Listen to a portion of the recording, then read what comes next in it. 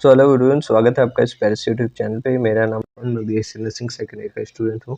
तो आज के हमारे इस वीडियो में हम बात करेंगे पैथोलॉजी का जो पेपर होता है अटल बिहारी वाजपेयी मेडिकल यूनिवर्सिटी की तरफ से ABBMU, और इसमें हम बात करेंगे 2024 के जो पेपर हुए हैं उसके बारे में कि 2024 में कैसा पेपर हुआ था। ठीक है, इसमें हम लोग पूरा का पूरा जो क्वेश्चन है वो सब सॉल्व करेंगे और देखेंगे कैसे क्वेश्चन आते हैं। ठीक है, ये मेनली हमारा जो पैथोलॉजी होता है वो 25 मार्क्स का होता है और इसके साथ जो जेनेटिक्स होता है वो हमारा 12 मार्क्स का होता है। तो इसमें कुल 3 क्वेश्चंस होते हैं, फर्स्ट सेकंड थर्ड।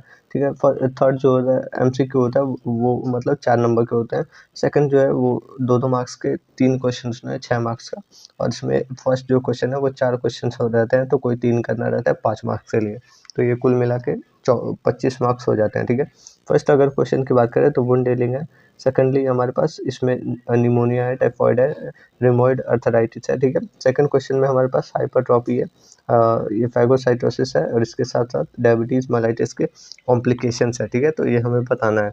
तो इसको हम लोग देखते हैं और कैसे कैसे सॉल्व करना है वो भी देखते हैं। ठीक है, तो आपको वैसे तो सारे ही सब कुछ लिखना होता है, जैसे कि इंट्रो, डेफिनेशन, ये सब। हिस्टोपैथोलॉजिकल चेंज तो इसमें मोस्ट इंपॉर्टेंट होता है। तो पहले हम डेफिनेशन देखेंगे फर्स्ट क्वेश्चन के फर्स्ट का। ठीक है, ये हमारा ए नंबर है, और चलिए देखते हैं। ठीक है, वुंड हीलिंग की बात करें तो हीलिंग का मतलब होता है किसी भी कोई भी अगर चोट लगी है, क्या कोई भी इंजरी हुई है, कोई भी ट्रॉमा है, तो उससे हम लोग कैसे हमारा बॉडी कैसे रिपेयर कर रहा है, कैसे रीडेवलप हो रहा है, तो उसको हम लोग वुंड हीलिंग बोलते हैं। जैसे फिजियोलॉजिकल प्रोसेस होता है जिसमें हमारा बॉडी रिपेयर करता है कोई भी डैमेज टिश्यू हो, कोई भी इंजरी के बाद या फिर कोई भी इंटीग्रिटी या फंक्शन के बाद, तो ये हमें वुंड हीलिंग बोलते हैं। ठीक है, इसमें आप ये हिस्टोपैथोलॉजिकल चेंजेस देख लोगे जिसमें वुंड हीलिंग आपको देखने को मिलेगा। जैसे कि आप इसमें ये स्क्रैब देख रहे होगे, स्कैब स्कैब देख रहे होगे, इसमें ग्रेनुलेशन टिश्यूज होगा, ये आप देख रहे होगे कि ये डिकेइंग हो गया। ठीक है, तो ये ऐसा होता है। ठीक है, इसमें आप अलग अलग प्रोसेस देखोगे, जैसे हीमोस्टैसिस होगा, देन इसका जो है इन्फ्लेमेशन होगा, और इसके बाद से पॉलीफेरेटिव फेस होगा और मैच्योरेशन हो जाएगा। तो ये अलग अलग स्टेजेस हैं। मेनली इसमें 3 टाइप्स के वुंड हीलिंग देखने को मिलती है। ठीक है, फर्स्टली अगर देखें तो प्राइमरी इंटेंट होता है, जो इसमें हम लोग प्राइमरी वुंड हीलिंग बोल सकते हैं। ठीक है, ये अकर होता है वुंड हीलिंग मतलब के ऊपर, जिसमें जैसे कि ओपन, क्लीन और जो क्लोजली अप्रोक्सीमेट जो होता है हम लोग कट लगाते हैं, जैसे कि सर्जिकल वुंड हो गया। ठीक है, इसमें मिनिमल जो मतलब टिश्यू लॉस होता है और ये फास्ट हीलिंग होता है। ठीक है, इसके साथ साथ इसमें जो है मिनिमल स्कार फॉर्मेशन होता है। ठीक है, इसके बाद से सेकेंडली हमारे पास सेकेंडरी इंटेंट है। ठीक है, इसमें जो है इनिशिएट होता है वुंड, जो भी मतलब इंटेंसिव लॉस हो जाता है टिश्यूज़ का, इन्फेक्शन हो जाता है और लार्ज जो है एरिया ओपन हो जाता है, और जैसे कि प्रेशर अल्सर आपका एग्जांपल हो जाएगा। ठीक है, इस पे और इसके साथ साथ वुंड हीलिंग जो है वो बेस अपवर्ड, जैसे ग्रेनुलेशन हो गया। ठीक है, इसमें अलग अलग इन्फ्लेमेशन और लार्ज हीलिंग, लॉन्गर हीलिंग होता है, और लार्जर मतलब स्क्वाब होता है। ठीक है, स्क्रैब होता है। ठीक है, स्कार। देन हमारे पास टर्सरी इंटेंट है। ठीक है, इसमें जो है डिलेड प्राइमरी जो मतलब क्लोजर होता है। ठीक है, वुंड जो है वो मतलब ओपन लेफ्ट हो जाता, छोड़ देते हैं हम लोग ओपन, और ये जो है इन्फेक्शन और कंटामिनेशन मतलब उस एरिया में फॉर्म कर लेता है और क्लोजली रिलेटेड एरियाज में। ठीक है, कम्बाइनेशन ऑफ मतलब प्राइमरी और सेकेंडरी हो जाता है। ठीक है, देन हमारे पास इसमें मतलब थर्ड टॉपिक की बात करें तो इसमें हम लोग फिजियोलॉजी अलग अलग जो फेजेस होते हैं हीलिंग की उसको हम लोग देखेंगे। इसको हम लोग डिटेल में मतलब हिस्टोपैथोलॉजिकल इसमें चेंजेस भी देखेंगे। ठीक है, फर्स्टली अगर देखें तो ये हमारा हिमेटोलॉजिकल चेंजेस होता है। ठीक है, इसमें अगर बात करें तो ये मतलब ऐसे मैं ओवरऑल पहले बता दे रहा हूँ। ठीक है, इमीडिएट मतलब इंजरी के बाद होता है, ये ब्लड क्लॉटिंग फॉर्म हो जाता है जो कि स्टॉप करता है, मतलब जो क्लॉटिंग फैक्टर्स होते हैं वो ब्लीडिंग स्टॉप करते हैं, जैसे प्लेटलेट हो गया, ये मतलब ग्रोथ फैक्टर। ठीक है, तो इसके बाद से इन्फ्लेमेटरी फेजेस स्टार्ट होते हैं 0 से 3 दिन में। ठीक है, वेसोडाइलेटर्स जो होते हैं और ये जो इंक्रीज करते हैं परमेबिलिटी। ठीक है, इसके साथ साथ वाइट ब्लड सेल और ये मतलब क्लीन करते हैं फैगोसाइटोसिस से, और मतलब जो एरिया रहता है वो अफेक्टेड, ठीक है। इसमें रेडनेस होती है, स्वेलिंग, हीट और पेन होता है, ठीक है। इसके साथ साथ आपका जो पॉलिफेरेटिव फेज स्टार्ट होता है जो कि 3 से 10 दिन में होता है, ठीक है। इसमें फाइब्रोब्लास्ट फॉर्म होता है और प्रोड्यूस करता है कोलेजन को, और इसमें जो न्यू मतलब ब्लड वेसल फॉर्म होते हैं जिसको हम लोग एंजियोजेनेसिस बोलते हैं, फॉर्मेशन ऑफ ग्रैनुलेशन टिश्यूज, और जो भी रीएपिथेलियल एथिलाइजेशन रीएपिथेलाइजेशन स्टार्ट हो जाता है, ठीक है। एपिथेलियल टिश्यूज का रिफॉर्मेशन, ठीक है, ये हमारा लास्ट स्टेप है जिसमें मेचुरेशन और रीमॉडलिंग हो जाता है, ठीक है। इसमें वीक से लेके मंथ भी लग सकते हैं, ठीक है। देन हमारे पास कोलेजन का री मतलब रीऑर्गेनाइज्ड फॉर्मेशन हो जाता है, ठीक है। इसमें जो है जैसे कि टेंसिल स्ट्रेंथ और हाई वुंड मतलब जो स्ट्रेंथ होता है वो फॉर्म होता है, स्कार फॉर्मेशन अकर होता है, ठीक है। ये हो गया फैक्टर जो कि अफेक्ट करते हैं हमारे हीलिंग को। जैसे कि लोकल में अगर बात करें तो कोई भी इन्फेक्शन हो रहा है, जैसे कि कोई भी इन्फेक्शन हो रहा है तो उसकी वजह से जो हीलिंग है वो उसमें मतलब सही तरीके से नहीं होगा, ब्लड सप्लाई सही से नहीं हो रहा है तो उसमें ऑक्सीजनेशन सही से नहीं है, मैकेनिकल स्ट्रेस हो सकता है, और ये कोई भी फॉरेन बॉडी है तो वो अफेक्ट कर सकता है, ठीक है। इसके साथ साथ जो आपका जो सिस्टमिक फैक्टर है जो अफेक्ट करता है तो उसमें आपका एज हो गया, कोई भी न्यूट्रिशनल स्टेटस हो गया, सही से डाइट नहीं ले रहा हो, डायबिटीज़, मेलाइटस, और इसके साथ साथ इम्यून सप्रेशन हो सकता है, और स्मोकिंग हो सकता है जो कि ये मतलब ज़्यादा डिलेइंग कर सकता है, ठीक है। इसके बाद से कॉम्प्लिकेशंस ऑफ वुंड हीलिंग देखेंगे। फर्स्टली हमारे पास हीलिंग में हो सकता है, ठीक है, इन्फेक्शन से, डेहिसन से हो सकता है, हाइपरट्रॉपिक से, स्कार से हो सकता है, को कोलोइड फॉर्मेशन से, और ये इसके साथ साथ क्रोनिक ऑर्सलेशन, फिर ये आपका टाइट स्कार से भी फॉर्म हो सकता है, ठीक है। इसके साथ हम आगे बात करेंगे हिस्टोपैथोलॉजिकल चेंजेस के बारे में, ठीक है। हिस्टोपैथोलॉजिकल चेंजेस हेल्प करता है कि कैसे हम लोग जैसे कि टिश्यू कैसे रिपेयर हो रहा है और कैसे जनरेट हो रहा है, ग्रोथ मतलब कैसे दिखता है और कैसे सेलुलर लेवल पे वो काम करते हैं, तो ये सब हम लोग ग्रॉस चेंज और माइक्रोस्कोपिक चेंजेस में हम लोग देखते हैं, ठीक है। तो इसमें हम लोग आगे देखते हैं ग्रॉस चेंजेस की अगर बात करें तो उसमें हीमोस्टैसिस में देखेंगे जो कि इमीडिएट आफ्टर इंजरी के बाद होता है। तो इसमें आपको जो ग्रॉस चेंजेस में मतलब जो ब्लड क्लॉट है वो फॉर्म होता है, और ये डार्क रेड स्क्वैब देखने को मिलता है, ठीक है। और ये कोई भी टिश्यू रीजनरेट नहीं होता है यहाँ पे, ठीक है। इन्फ्लेमेशन की बात करें तो इन्फ्लेमेशन में अपीयर होता है जो एरिया वो रेड अपीयर होता है, स्वेलन होता है, और इसके साथ साथ वॉर्म होता है, ठीक है। इसमें एक्सुडेट होता है मतलब जो पस है वो भी मिल सकता है, और मतलब इन्फेक्शन हुआ है तो, और इसमें जो है स्क्वैब फॉर्म हो सकता है बिगनिंग में, ठीक है। इसके साथ साथ जो थर्ड स्टेप है हमारे पास, इसमें जो है अपीयर होता है ये पिंक कलर का ग्रेनुलेशन टिश्यूज जो कि मतलब मतलब रिपेयरिंग में ये होते हैं, ठीक है। वुंड एज जो है वो स्टार्ट हो जाता है, और इसके साथ स्क्वैब जो है बिगन लेफ्ट मतलब छूटने लगता है, और इसमें जो है एपिथेलाइजेशन प्रोसीड हो जाता है, ठीक है, टिश्यूज का फॉर्मेशन।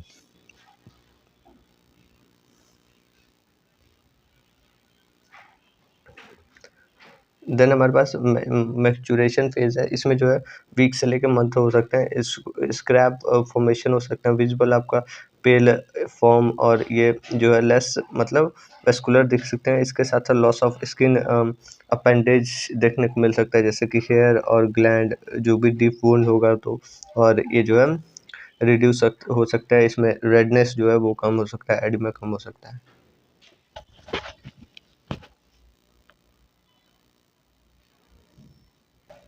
अब हम इसी में माइक्रोस्कोपिक चेंजेस देखेंगे, ठीक है, हिस्टोपैथोलॉजिक चेंजेस में ही, ठीक है। तो चलिए स्टार्ट करते हैं। फर्स्टली जो हिमोस्टेसिस का स्टेज है इसमें जो है क्लॉटिंग फॉर्मेशन होता है, तो प्लेटलेट जो है वो फिब्रिन मैस स्टार्ट करते हैं, ठीक है, और इसमें कोई भी सिग्निफिकेंट सेलुलर एक्टिविटी नहीं होता है, ठीक है।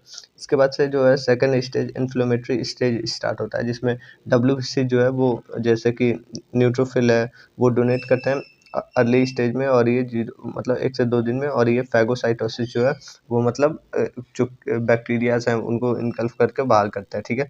इसके बाद से लेटरल जो रिपेयरमेंट स्टार्ट होता है फैगोसाइटोसिस से, जो भी हमारे मतलब ग्रोथ फैक्टर्स होते हैं, और ये जो वैसोडाइलेटर हैं वो एडिमा विजिबल दिखाते हैं, ठीक है।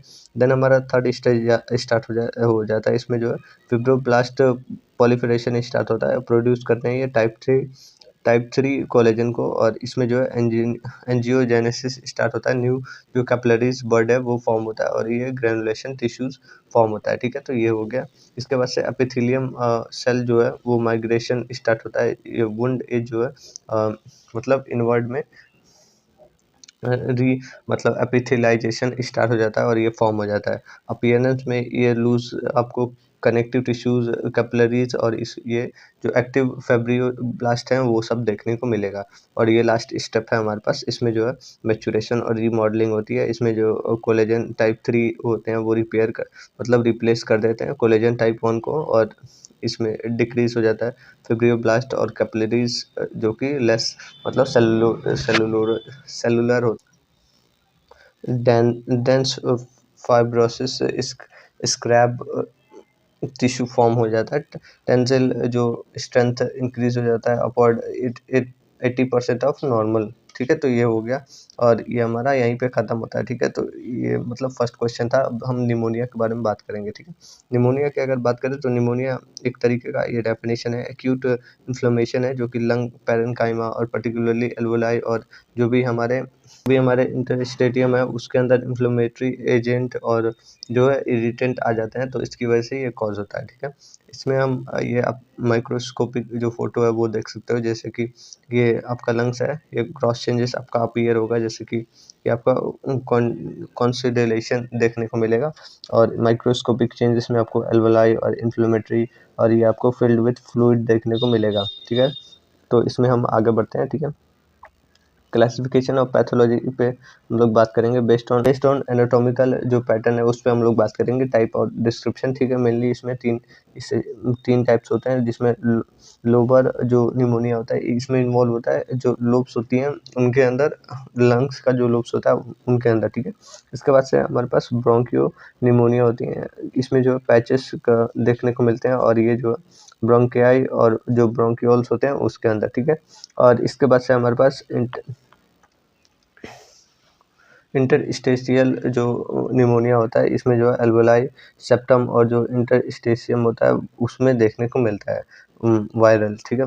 इसके बाद से हमारे पास इथियोलॉजी के बेसिस पे है, जैसे कि आप इसमें फर्स्ट जो है हमारे पास इन्फेक्शियस बैक्टीरिया हो सकते हैं, वायरल हो सकते हैं, फिर ये फंगी हो सकती है और पैरासाइट्स होते सकते हैं, ठीक है। नॉन इन्फेक्शियस में एस्पिरेशन हो सकता है, केमिकल और रेडिएशन हो सकता है, ठीक है। तो ये सब था। अब हम लोग इसको मतलब शॉर्ट फॉर्म में समझने के लिए ऐसे पैथोलॉजिकल चेंजेस देखेंगे सिर्फ समझने के लिए, और बाद में हम लोग इसका हिस्टोपैथोलॉजिकल चेंजेस देखेंगे, ठीक है। तो पहले जो मतलब बैक्टीरिया या फिर कोई भी इथियोलॉजिकल मतलब फैक्टर है वो अपना कॉलोनी अरेंज करता है, ठीक है। कॉलोनी जो है वो मतलब लंग्स और जो इनहेलेशन और ये सब होते हैं उसके अंदर एंटर होते हैं, और इसकी वजह से जो है इरिटेबिलिटी और इसकी वजह से मतलब एक्टिवेशन हो जाता है जो भी माइक्रोफेजेस हैं, एल्वोलर माइक्रोफेजेस हैं, और ये रिलीज कर देते हैं साइटोकाइनिन, और इसकी वजह से इन्फ्लेमेशन स्टार्ट हो जाता है। देन आगे अगर इसमें जो है वो न्यूट्रोफिल और फिब्रिन जो है वो एंटर करते हैं एल्वोलाई में, और ये एल्वोलाई के अंदर ये पूरा फिल हो जाते हैं, और इसकी वजह से इन्फ्लेमेशन स्टार्ट हो जाता है। और देन जो है इन्फ्लेमेशन और जो पस फॉर्मेशन हुआ रहता है, तो उसकी वजह से गैसियस चेंज सही से नहीं हो पाता है, इसकी वजह से जो हाइपोक्सिया कंडीशन है वो स्टार्ट हो जाता है, और ये जो है फुल फ्लूइड से फिल हो जाता है एल्वोलाई। तो हम इसमें अब ग्लोबुलर इसी में ग्रॉस चेंजेस को देखेंगे, ठीक है। फर्स्टली हम लोबर जो निमोनिया होता है उसको हम लोग देखेंगे, इसमें 4 स्टेजेस में इसको डिवाइड किया गया है। इसमें हम लोग अलग अलग देखेंगे, जैसे स्टेज देखेंगे, डिस्क्रिप्शन इसमें क्या है, ग्रॉस अपीयरेंस को देखेंगे, ठीक है। तो फर्स्टली हमारे पास कंजेशन है, फिर रेड हेपेटाइजेशन है, ग्रे हेपेटाइजेशन है, और ये हमारे पास सॉल्यूशन है, ठीक है। तो हमारे पास फर्स्ट है कंजेशन जो है वो डे 1 को होता है, और ये जो है वेस्कुलर इनगॉर्गमेंट इसमें स्टार्ट हो जाता है, ठीक है। जो कुछ न्यूट्रियोफिल होते हैं वो उसकी वजह से, ठीक है। इसमें रेड और हैवी और जो बॉगी लंग्स हो जाती हैं, ठीक है। और इसके बाद से हमारे पास ये स्टेप के बाद सेकंड स्टेप स्टार्ट हो जाता है। ठीक है, इसमें जो है रेड हेपेटाइजेशन देखने को मिलता है, ये 2 से 3 दिन में देखने को मिलता है। एक्सुडेशन ऑफ आरबीसीज होते हैं न्यूट्रोफिल और जो फिब्रिन होते हैं उसकी वजह से। ठीक है, इसमें जो है लीवर लाइक और ये जो फॉर्म और रेड लंग्स देखने को मिलता है। ठीक है, और इसके बाद से ग्रे हेपेटाइजेशन है, ये हमारा 4 से 6 डेज पे होता है। ठीक है, इसमें जो है आगे आगे का ये मतलब होता है, और इसमें जो है डिसइंटीग्रिटी ऑफ आरबीसी हो जाता है, इसमें परसिस्ट जो फाइब्रोसिस है वो स्टार्ट हो जाता है। इसमें ग्रे कलर और हार्डनेस भी इसमें स्टार्ट हो जाता है, ग्रे और ड्राई और ये जो फॉर्म लंग्स देखने को मिलता है। फिर हमारा रिसोल्यूशन है, इसमें जो डे 8 से ज़्यादा पे होता है, इंजाइमेशन डाइजेशन ऑफ एक्सुडेट स्टार्ट हो जाता है। ठीक है, माइक्रोफेजेस जो है वो मतलब माइक्रोफेजेस जो है वो डोनेट करते हैं और इसमें नॉर्मल पिग लंग्स रिस्टोर हो जाता है। तो ये आपका कंडीशन हो गया। इसके बाद से हम इसी में माइक्रोस्कोपिक चेंजेस को देखेंगे। कंजेशन स्टेज में आपको मतलब जो कैपिलरीज हैं वो डायलेटेड दिखेंगे। इसके साथ साथ फ्यू जो है मतलब कुछ जो है न्यूट्रोफिल्स देखने को मिलेंगे, और इसके साथ साथ प्रोटीनियस जो मतलब एल्वोलाई है वो भी देखने को मिलेगा।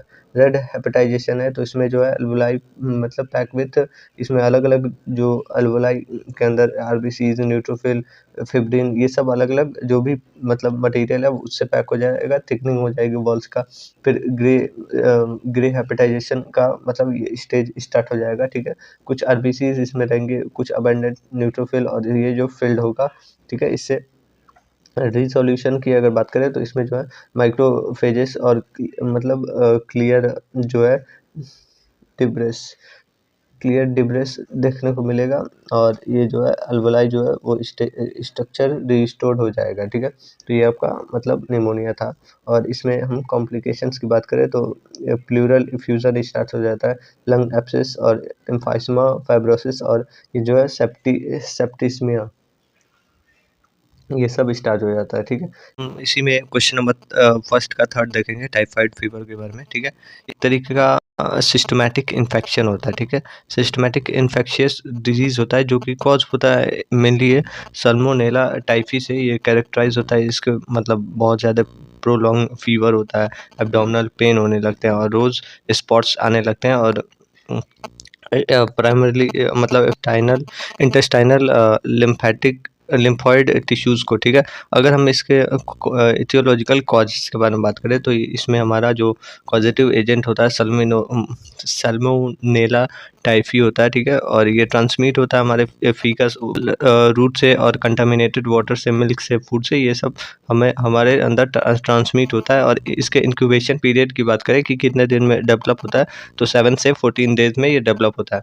देन हम इसके वैसे ये समझने के लिए है, लेकिन अलग से हम लोग हिस्टोलॉजिकल चेंजेस को देखेंगे। ठीक है, हिस्टोपैथोलॉजिकल चेंजेस, इंजेक्शन करते हैं हम लोग सल्मोनेला टाइफी को। ठीक है, बैक्टीरिया जो है वो पेनिट्रेट करता है हमारे एब्डोमेन के अंदर और मिकोशा के अंदर। ठीक है, इसकी वजह से पियर पैचेस आने लगते हैं इलियम में। ठीक है, और ये मेसेंट्रिक लिम्फॉइड नोड्स जो होती हैं उसको उसके अंदर एंटर कर जाता है, और ये स्प्रेड हो जाता है हमारे ब्लड स्ट्रीम में, और इसकी वजह से बैक्टीरियमिया स्टार्ट हो जाता है, मल्टीप्लाई होता है ये मतलब लीवर, स्प्लीन और बोन मैरो में, और री इंटर करता है फूड में, सेकेंडरी बैक्टीरियमिया में।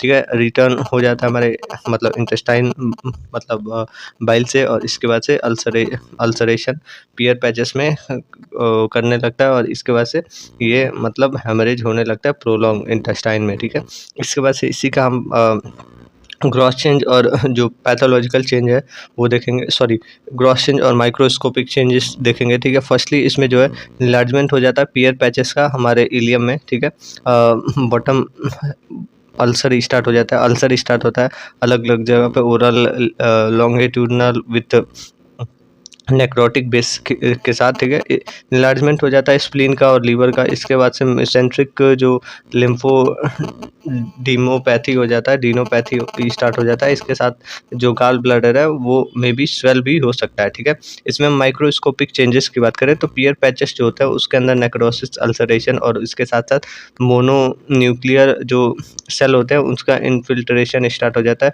जो लीवर होते हैं उसके अंदर टाइफॉइड नोट्स देखने को मिल जाते हैं, ठीक है। स्प्लीन जो है, स्प्लीन में आपको कंजेशन, हाइपरप्लेक्सिया मतलब वाइट पल्प के साथ देखने को मिलता है। साथ में आपको बोन मैरो के अंदर हाइपरप्लेक्सिया और ये रेटिकुलो एंडोथेलियल सेल देखने को मिलते हैं। तो ये अलग अलग आपके चेंजेस हो गए, ठीक है। इसमें छोटे छोटे जो साइन सिम्टम्स की बात करें तो इसमें ये आपको स्टेप लेडर पैटर्न देखने का मिलता है। फीवर का धीरे धीरे ये डे बाय डे बढ़ते जाता है, ठीक है। लॉस ऑफ एपेटाइट होता है, फिर ये हेडेच होता है, एब्डोमिनल पेन होता है, रेड रोज स्पॉट्स देखने को मिलते हैं एब्डोमेन और चेस्ट के ऊपर, पिंक कलर का, ठीक है। ये डायरिया होता है चिल्ड्रन में, कॉन्स्टिपेशन होता है एडल्ट में, वीकनेस, फटीग और ये ब्रेडिकार्डिया होता है, ठीक है। डायग्नोस्टिक इवैल्यूएशन में विडाल टेस्ट कर सकते हैं हम लोग, ब्लड कल्चर कर सकते हैं, स्टूल और यूरिन और सीबीसी और बोन मैरो कल्चर हम लोग कर सकते हैं, ठीक है। और ये यहाँ पे लास्ट हमारा कॉम्प्लिकेशन की बात करें तो इंटेस्टाइनल, इसमें पॉलिफरेशन हो सकता है, हेमरेज, अल्सरेशन हो सकता है, इंसिपेलोपैथी हो सकता है, इसके साथ साथ कोलिसाइटोसिस हो सकता है और ये रिलैप्स और जो कैरियर स्टेट होता है ये भी हो सकते हैं। तो ये आपका टाइफॉइड फीवर था। देन हमारे पास ये फर्स्ट का ही लास्ट टॉपिक है जिसमें रूमेटॉइड अर्थराइटिस के बारे में बात करेंगे, ठीक है। डेफिनेशन की अगर बात करें तो ये एक क्रोनिक और सिस्टमैटिक ऑटो इम्यून डिसऑर्डर होता है जो कि प्राइमरली कॉज होता है ये साइनोवियल जॉइंट्स के ऊपर और लीड होता है इसमें प्रोलॉन्ग इन्फ्लेमेशन और जॉइंट डिस्ट्रक्शन में और जो डिफॉर्मिटी होती है उसके अंदर, ठीक है। इसके हम कॉजेज़ की बात करेंगे तो ऑटो इम्यून रिएक्शन की वजह से हो सकता है, जेनेटिक फैक्टर जो भी HLA-DR4 होते हैं उसकी 1 और 4 की वजह से हो सकता है, या फिर कोई भी वायरल और जो बैक्टीरियल ट्रिगर होती है उसकी वजह से हो सकता है। मोस्ट ऑफ जो फीमेल है रेशियो उसमें ज़्यादा होता है एज़ पर मैन, ठीक है। यूजुअली ये जो होता है 30 से 50 उम्र के लोगों को ज़्यादा होता है, ठीक है। और इसके हम पैथोफिजियोलॉजी, हिस्टोपैथोलॉजी बाद में देखेंगे, पहले इसको थोड़ा समझ लेते हैं, ठीक है। ऑटो इम्यून ट्रिगर करता है हमारे टी सेल्स को, एक्टिवेशन ऑफ टी सेल्स को, ठीक है। साइटोकाइनेज जो है वो रिएक्ट करता है इन्फ्लेमेशन ऑफ साइनोवियम में, ठीक है, फॉर्म हो जाता है इससे पेनस, ठीक है।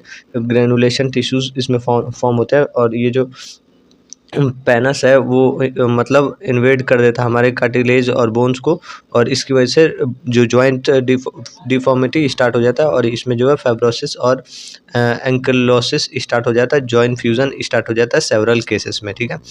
सो अब हम इसमें हिस्टोपैथोलॉजिकल चेंजेस देखेंगे, ठीक है। पैथोलॉजिकल चेंजेस, ग्रॉस चेंज और माइक्रोस्कोपिक चेंज, ठीक है। पिछला जो हमने सॉरी पैथोफिजियोलॉजिकल जो चेंज देखा है वो हम इसमें नहीं इन्वॉल्व करते हैं, ठीक है। और आपको अगर लिखना होगा तो यहाँ से आप लिख सकते हो, ठीक है। ग्रॉस चेंजेस के पहले हम बात करेंगे, इसमें स्ट्रक्चर और जो चेंज है उसके अंदर दिया हुआ है, ठीक है। साइनोवियम की बात करेंगे, इसमें थिकन और हाइपरप्लेज्मिक मतलब रेड कलर का और जो वल्मियस प्रोजेक्शन देखने को मिलता है। इसके साथ साथ जो जॉइंट कैविटी होती है वो कंटेन करता है टर्बिड फ्लूइड, फिब्रिन और जो भी इन्फ्लेमेटरी सेल्स होते हैं उसके साथ। कार्टिलेज की बात करें तो कार्टिलेज जो है एरोइड मतलब पेनस के साथ आपको देखने को मिलेगा, ठीक है। बोन की बात करें तो बोन जो है ऑस्टियोपेनिया आपको देखने को मिलेगा और इसके साथ जो आपको मार्जिनल इरोजन देखने को मिलेगा, ठीक है। जॉइंट डिफॉर्मिटी की बात करें तो इसमें आपको स्वैन नेक देखने को मिलेगा, एंकल डेविएशन देखने को मिलेगा, ठीक है। माइक्रोस्कोपिक चेंजेस की बात करेंगे, फीचर है उसका डिस्क्रिप्शन है, ठीक है।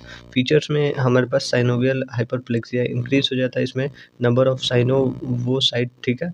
इन्फ्लेमेटरी जो इन्फिल्ट्रेशन होता है टी सेल्स का, बी सेल्स का और प्लाज्मा सेल्स का, माइक्रोफेजेस का, पेनस फॉर्मेशन होता है, ग्रेनुलेशन हो जाता है टिश्यूज का मतलब फाइब्रोब्लास्टिन के साथ और इन्फ्लेमेटरी सेल्स के साथ, ठीक है। कैटा सॉरी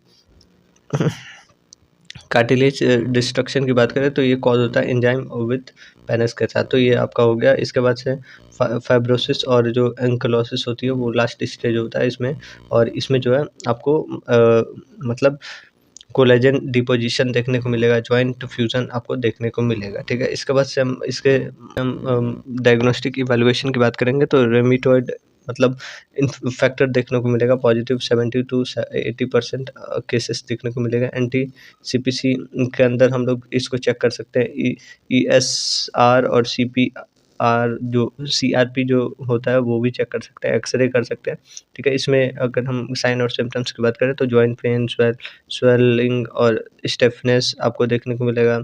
सिमेट्रिकल जो जॉइंट पेन इन्वॉल्व होता है इसमें, वार्म और रेड और जो भी टेंडर जॉइंट्स देखने को मिलेंगे। फटीग, लो ग्रेड फीवर देखने को मिलेगा, साथ में आपको वीक लॉस और जॉइंट डिफॉर्मिटी आपको देखने को मिलेगा। इसमें हम कॉम्प्लिकेशंस की बात करें तो कॉम्प्लिकेशंस में आपको जॉइंट डिफॉर्मिटी और डिसेबिलिटी देखने को मिलेगा, रिमेटॉइड नोड्स देखने को मिलेंगे, ऑस्टियोपोरोसिस, एनीमिया, और इसके साथ साथ वेस्कुलिटाइस देखने को मिलेगा, लंग और हार्ट की इन्वॉल्व हो जाएगी, ठीक है। इसके बाद से हम 2 मार्क्स के क्वेश्चंस को देखेंगे। अब हम हाइपरट्रॉपी को देखेंगे। डेफिनेशन की अगर हम बात करें तो डेफिनेशन में ये होता है कि हाइपरट्रॉपी मतलब इंक्रीज हो जाता है साइज ऑफ सेल, ठीक है। उसकी वजह से जो है साइज ऑफ जो ऑर्गन होता है या टिश्यू होता है तो ये भी चेंज हो जाता है और ये इंक्रीज हो जाता है विदाउट जो नंबर ऑफ सेल। अगर मान लो कि कोई भी सेल या ऑर्गन मतलब डेवलप हो रहा है या मतलब बड़ा हो रहा है तो उसमें नंबर ऑफ सेल को बड़ा होना होता है, ठीक है, बढ़ना होता है नंबर ऑफ सेल में, तो वो ना बढ़ के साइज जो है वो बड़ा हो जाता है। इसकी वजह से जो प्रॉब्लम होती है वो होता है, ठीक है, हाइपरप्लेक्सिया, हाइपरट्रॉपी, ठीक है। तो इसके बाद से हम इसके टाइप्स की बात करेंगे। इसमें होता है फर्स्ट टाइप जो होता है फिजियोलॉजिकल हाइपरट्रॉपी होता है, तो इसमें जो है नॉर्मल रिस्पॉन्स जो होते हैं इंक्रीज्ड डैमेज के, तो वो होता है जैसे कि स्केलेटल मसल जो है एथलीट में ये बढ़ जाता है, ठीक है।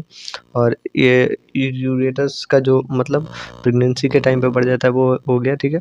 इसमें पैथोलॉजिकल जो हाइपरट्रॉपी है उसका दूसरा टाइप है, ठीक है।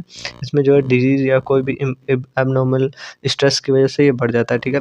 जैसे कि लेफ्ट वेंट्रिकुलर हाइपरट्रॉपी होती है हाइपरटेंशन के अंदर, ठीक है।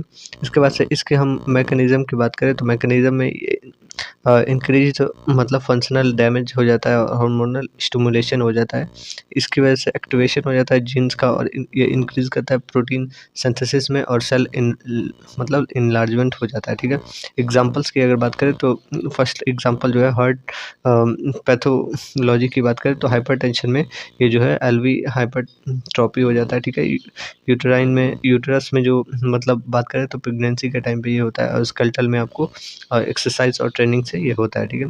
अगर ये तो वैसे पढ़ना नहीं है तो ये इतना था आपका 2 मार्क्स के लिए, तो इतना बहुत है, आप इतना लिख सकते हो, ठीक है। इसके बाद से हम फैगोसाइटोसिस है, ये हमारा सेकंड टॉपिक था, ठीक है। सेकंड जो फैगोसाइटोसिस है इसमें जो वैसे ये 2 मार्क्स के क्वेश्चंस हैं तो इसके अकॉर्डिंग बता रहा हूँ। फैगोसाइटोसिस एक प्रोसेस होता है जिससे जो मतलब स्पेशलाइज्ड जो इम्यून सेल्स होती हैं वो इंगल्फ करती हैं जो भी मतलब बाहर से आए हुए रहते हैं माइक्रोब्स को डिस्ट्रॉय करती हैं, इनगल्फ करती हैं, जैसे कि डेड सेल हो गया, माइक्रोब्स हो गए और डिप्रेशन वाले जो सेल्स होते हैं वो सब, ठीक है। मेन जो फैगोसाइटोसिस के सेल्स होते हैं वो फर्स्ट हमारा न्यूट्रोफिल होता है जो कि एक्यूट इन्फ्लेमेशन करता है। माइक्रोफेजेस होते हैं जो कि क्रोनिक इन्फ्लेमेशन और टिश्यू रिपेयरमेंट में काम आते हैं, और मोनोसाइट्स होते हैं जो कि ब्लड और जो भी फैगोसाइट होते हैं मतलब मैक्रोफैगोसाइट्स होते हैं टिश्यूज़ में उसमें काम आता है, ठीक है। फर्स्टली इसमें स्टेप्स की बात करें तो इसमें पहले कीमोस्टैक्सिस होता है, ठीक है। इसमें जो है मूवमेंट होती है फैगोसाइटोसिस का मतलब साइट ऑफ इन्फेक्शन और जो भी इन्फ्लेमेशन होता है उसकी वजह से, ठीक है। और ये अटैक करते हैं केमिकल सिग्नल के ऊपर, जैसे कि साइटोकाइनिन और जो बैक्टीरियल टॉक्सिन्स होती है उसके ऊपर, उसके वजह से एड्रेशन ये सब स्टार्ट करते हैं। एड्रेशन में ये फैगोसाइट से जाके बाइंड होते हैं, जो भी माइक्रोब्स होते हैं, और ये रिसेप्टर से बाइंड हो जाते हैं, ठीक है। और इसके साथ साथ ये बाद में जब उनको मतलब सही तरीके से सराउंड कर लेते हैं और उसके साथ इनगल्फ करना स्टार्ट कर देते हैं और फैगोसोम्स बनाना स्टार्ट कर देते हैं। फैगोसोम्स जो है फ्यूज़ करता है और ये मतलब लाइसोसोम के साथ मिलके ये फैगोलाइसोसोम बना देता है और ये जो है बाहर एक्सक्रीट आउट हो जाता है, डिस्ट्रॉयड हो जाता है। एंजाइम जैसे कि लाइसोजाइम्स हैं, ये रिएक्ट करती हैं ऑक्सीजन के साथ और ये डिस्ट्रॉय करती हैं माइक्रोब्स को और ये ख़त्म हो जाता है, ठीक है। इसके फंक्शन की बात करें तो डिस्ट्रॉय करते हैं ये पैथोजन को, क्लीन करते हैं डेड बॉडी को, ट्रिगर करते हैं इम्यून को और प्रमोट करते हैं हीलिंग और इन्फ्लेमेशन कंट्रोल को। इसके मतलब डिसएडवांटेज की बात करें तो रिकरेंट इन्फेक्शन बहुत ज़्यादा हो जाता है ये जो है, जैसे कि आप क्रोनिक ग्रैनुलोमेटस डिजीज़ में देख सकते हो, ठीक है। इसके बाद से हम जो ये तीसरा हमारा टॉपिक था कॉम्प्लिकेशंस, उसके बारे में बात करेंगे। कॉम्प्लिकेशंस में आपका अगर बात करें तो एक्यूट कॉम्प्लिकेशन होता है डायबिटीज़ मेलाइटिस का, और क्रोनिक होता है। एक्यूट में अगर हम बात करें तो एक्यूट में फर्स्टली आपको जो डायबिटीज़ कीटोएसिडोसिस होने के चांसेस रहते हैं, साथ में आपको हाइपर ऑस्मोलर हाइपरग्लाइसेमिक स्टेट होने के चांसेस रहते हैं और साथ में हाइपोग्लाइसीमिया होने के चांसेस रहते हैं, ठीक है। इसके बाद से क्रोनिक में हम बात करें तो माइक्रोवेस्कुलर मतलब कॉम्प्लिकेशंस में जैसे कि कोरोनरी आर्टरी डिजीज़ होने के चांसेस रहते हैं, हार्ट अटैक। इसके साथ साथ सेरेब्रोवास्कुलर डिजीज़ होने के चांस रहते हैं, स्ट्रोक हो गया, ठीक है। पेरिफेरल आर्टरीज डैमेज के चांसेस रहते हैं, लेग अल्सर और गैंग्लिया हो गया। थर्डली अगर देखें तो इसमें दूसरा जो टाइप है माइक्रोवेस्कुलर कॉम्प्लिकेशंस है, जैसे डायबिटीज़ रेटिनोपैथी होने के चांस रहते हैं, ब्लाइंडनेस हो सकता है। न्यूरोपैथी में आपका किडनी फेलियर हो सकता है और नेफ्रोपैथी में किडनी फेलियर हो सकता है। न्यूरोपैथी में आपको नमनेस, पेन और मतलब फूड अल्सर देखने को मिल सकता है। तो ये कॉम्प्लिकेशंस हैं। इन्फेक्शन की वजह से स्किन और ये सब इन्फेक्शन हो सकते हैं, डिलेड जो है वुंड हीलिंग हो सकता है, फूड डायबिटीज़ फूड हो सकता है, और ये जो अल्सर, गैंग्लिया, ये सब बहुत ज़्यादा हो सकते हैं। गैस्ट्रोइंटेस्टाइनल इश्यूज़ हो सकते हैं, सेक्सुअल डिसफंक्शन हो सकते हैं, और ये सब ऐसे प्रॉब्लम्स हो सकते हैं।